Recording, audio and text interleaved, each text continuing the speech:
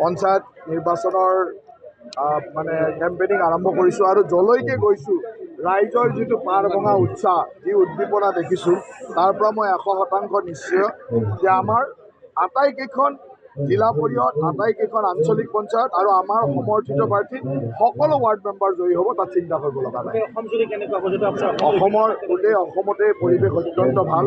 এইবাৰ আমাৰ দলৰ বা আমাৰ মিত্ৰ দলৰ প্ৰাৰ্থীসকলে সকলো জিলা পৰিষদ দখল কৰিব, সকলো আঞ্চলিক পঞ্চায়ত দখল কৰিব আৰু আমাৰ সমৰ্থিত প্ৰাৰ্থীবিলাকে গাঁও পঞ্চায়তো সুন্দৰভাৱে নিজৰ দখললৈ আনিব। আপুনি প্ৰতিখন সভাতে কংগ্ৰেছক টাৰ্গেট কৰে গৌৰৱ গগৈক ইতিমধ্যে আপোনালোকে কোনো ইছ্যু নহয়। কথাটো হ'ল যে অসমৰ ৰাইজে গৌৰৱ গগৈৰ দৰে এজন সাংসদৰ পৰা পাকিস্তানৰ লগত সম্পৰ্ক, তেওঁৰ ঘৈণীয়েক পাকিস্তানৰ এজেণ্টৰ দৰে কাম কৰা, তেওঁৰ ল'ৰাই এতিয়ালৈকে ভাৰতৰ নাগৰিকত্ব নোলোৱা, এই কথাবিলাক অসমীয়া মানে হজম কৰিব পৰা নাই। সেইকাৰণে অসমীয়া মানে এতিয়া সুধিছে, এই কথাকেইটাৰ উত্তৰ দিলে হ'ল। সিমানে তেওঁৰ ওচৰত ৰাইজে বিচাৰিছে, তেওঁ সঁচা কথাকেইটা ক'লে হ'ল যে 15 দিন পাকিস্তানলৈকে গৈছিল নে নাই, তেওঁৰ ঘৈণীয়েকে পাকিস্তানৰ NGOৰ পৰা দৰমহা লয় নে নহয়, তেওঁৰ ল'ৰাকেইজন ভাৰতীয় নাগৰিক হয় নে নহয়, কিমানখিনি উত্তৰ দিব লাগে। এইটো চিম্পুল কথা, ৰাইজে সুধিছে আৰু ৰাইজে সোধা কথাটো আমি জনপ্ৰতিনিধি ক'বই লাগিব। আন এটা প্ৰসংগ, অম্লান বৰগোহাঁই ৰাষ্ট্ৰীয় দৌৰবিদ, তেখেতে এটা টুইটযোগে অভিযোগ আনিছে যে অসম এথলেটিক সংস্থাই আচলতে অম্লানৰ চাগে, কাৰণ অম্লানে এইবাৰ মই যিমান দূৰ জানো আমাৰ ৰাজ্যৰ পৰা যেতিয়া খেলে আমি অসম এথলেটিক সন্থাই সকলোখিনি কৰি দিওঁ। এইবাৰ তেওঁ সাধাৰণতে ৰিলায়েন্সৰ প্লেয়াৰ হিচাপে খেলি আছিল, ৰিলায়েন্স একাডেমীৰ পৰা খেলে আৰু ৰিলায়েন্স একাডেমীৰ পৰা ক'ত খেলিছিল আমি সেইটো খবৰো নাপাওঁ, কাৰণ তেওঁ আমাৰ লগত যোগাযোগ, কাৰণ ৰিলায়েন্স একাডেমীয়ে চব কৰে আৰু একাডেমীখনত তেওঁ খেলি আছে। গতিকে মই কেৱল এজন দুজনে মোক টুইট এটা পঠাইছে, মই অম্লানক ফোনতো পোৱা নাই, ফোনত পালে গম পাম, কাৰণ ইয়াত কোনো তেনেকুৱা কথা নাই, কাৰণ তেওঁলোকে ৰিলায়েন্সত আছে।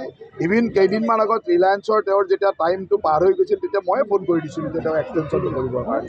গতিকে তেওঁলোকে ৰিলায়েন্সৰ লগত কাম কৰিছে আৰু ৰিলায়েন্সৰ পৰাই খেলিব গৈছিল। যেতিয়া আমাৰ ৰাজ্যৰ পৰা প্ৰতিনিধিত্ব কৰে তেতিয়া আমি গোটেই খবৰটো পাই থাকোঁ। আচলতে মই আমাৰ এথলেটিক এছ'চিয়েশ্যনে খবৰো নাপাওঁ তেওঁ ক'ত খেলিব গৈছিল, কি খেলিছে, কাৰণ এনেকুৱা খেল হৈ থাকে। আমাৰ যিহেতু আমাৰ ৰাজ্যৰ পৰা প্ৰতিনিধিত্ব কৰা নাই, তেওঁ ৰিলায়েন্সৰ পৰা প্ৰতিনিধিত্ব কৰিছে, সেইকাৰণে আমি গম পোৱা নাই। কিন্তু মই তেখেতক শুভেচ্ছা দিছোঁ যে তেখেতে খুব ভাল ৰেকৰ্ড এটা কৰিছে, অসমৰ ল'ৰা, গতিকে আমি গৌৰৱ অনুভৱ কৰোঁ। আৰু এই কথাখিনি মই অম্লানক লগ পালেহে গম পাম, অম্লানৰ লগত মোৰ ফোনতো যোগাযোগ হোৱা নাই, ফোনত যোগাযোগ হ'লে মই গম পাম। এতিয়া চাওক, বিভিন্ন ধৰণৰ কথা থাকে। তেওঁ এটা বেলেগ একাডেমী এখনত খেলি আছে, তাত বা কি পৰিৱেশত আছে, কোনে বা কি কৈছে, তাত বা কি ইনফ্লুৱেঞ্চ আছে মই নাজানো। সেইকাৰণে মই এতিয়া ক'ব খোজা নাই অম্লানৰ লগত মই কথা পাতি লওঁ কিবা তেনেকুৱা হৈছিল, কাৰণ মই এথলেটিক এছ'চিয়েশ্যনৰ সভাপতি হিচাপে মই ইণ্ডিয়ান এথলেটিক এছ'চিয়েশ্যনৰো উপসভাপতি। গতিকে মই এথলেটিক এছ'চিয়েশ্যনে তেওঁৰ খেলা সম্পৰ্কে তেওঁ মোক কেতিয়াও আবেদন কৰা নাই যে মই অমুকত খেলিব যাম, মোক এইখিনি সহায় লাগে, এনেকুৱা ধৰণৰ কথা মোক জনোৱা নাই। নজনালেতো মই গম নাপাওঁ। আৰু তেওঁৰ যিখন লিষ্ট মই চাইছোঁ তাত প্ৰতিনিধিত্ব কৰিছে ৰিলায়েন্সক, তাৰমানে ৰিলায়েন্সৰ পৰা তেওঁ খেলিব গৈছে, যেনেকৈ ইণ্ডিয়ান আৰ্মিৰ পৰা খেলে, ৰিলায়েন্সৰ পৰা খেলে, ষ্টেটৰ পৰা খেলে, ৰিলায়েন্স একাডেমীৰ পৰা খেলিছে। গতিকে আমি একাডেমীয়ে গম নোপোৱাটো স্বাভাৱিক, কিন্তু মোৰ অত্যন্ত আনন্দ আৰু গৌৰৱ অনুভৱ কৰিছোঁ যে অসমীয়া ল'ৰা এজনে তেনেকুৱা ধৰণৰ এটা ৰেকৰ্ড কৰিছে, আৰু অম্লানক মই ফোনত পালে গোটেই কথাখিনি গম পাম।